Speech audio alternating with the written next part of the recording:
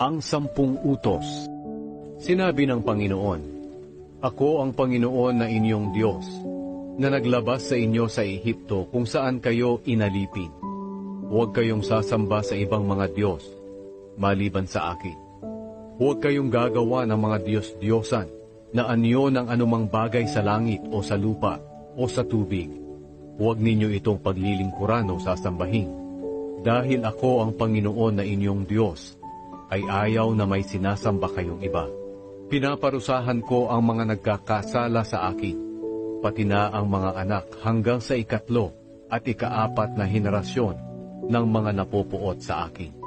Pero ipinapakita ko ang aking pagmamahal sa napakaraming henerasyon na nagmamahal sa akin at sumusunod sa mga utos ko.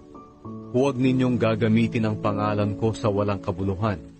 Ako ang Panginoon na inyong Diyos ang magpaparusa sa sino mang gagamit ng pangalan ko sa walang kabuluhan. Alalahanin ninyo ang araw ng pamamahinga at gawin ninyo itong natatanging araw para sa akin. Magtrabaho kayo sa loob ng 6 na araw, pero ang 7 araw, ang araw ng pamamahinga, ay italaga ninyo para sa akin, ang Panginoon na inyong Diyos. Huwag kayong magtatrabaho sa araw na iyon, pati ang inyong mga anak, mga alipin, mga hayop, o ang mga dayuhan na naninirahang kasama ninyo.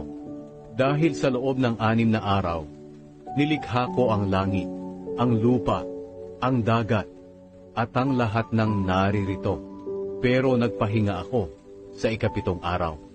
Kaya pinagpala ko ang araw ng pamamahinga, at ginawa itong natatanging araw para sa akin.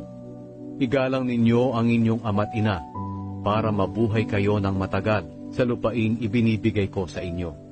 Huwag kayong papatay. Huwag kayong mangangalunya. Huwag kayong magnanakaw. Huwag kayong sasaksi ng hindi totoo sa inyong kapwa.